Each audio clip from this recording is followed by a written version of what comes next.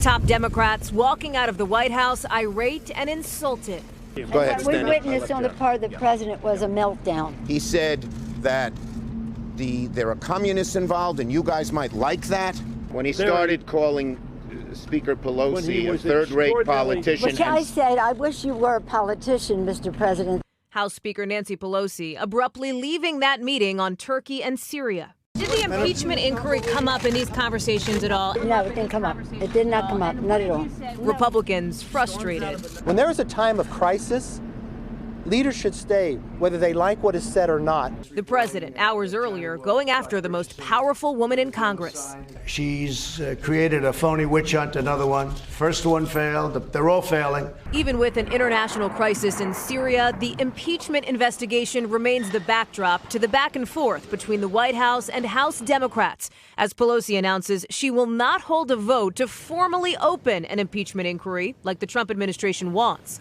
It comes as the president's former top aide on Russia describes EU Ambassador Gordon Sondland as a potential national security risk because he was so unprepared for his job, according to the New York Times, using his personal cell to conduct official business and inviting foreign officials to the White House whenever they liked.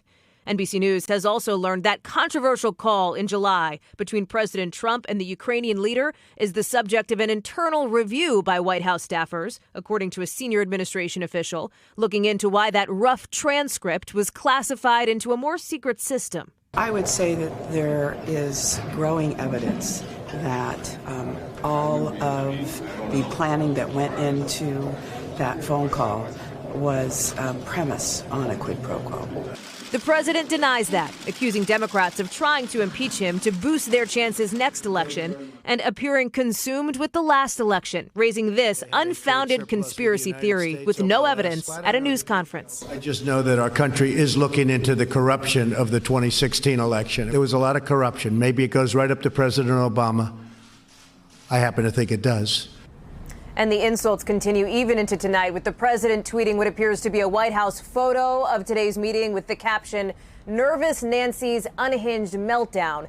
His press secretary is accusing Democratic leadership of storming out and getting in front of the cameras to whine while everyone else stayed to work. Hey, NBC News fans, thanks for checking out our YouTube channel. Subscribe by clicking on that button down here and click on any of the videos over here to watch the latest interviews, show highlights, and digital exclusives.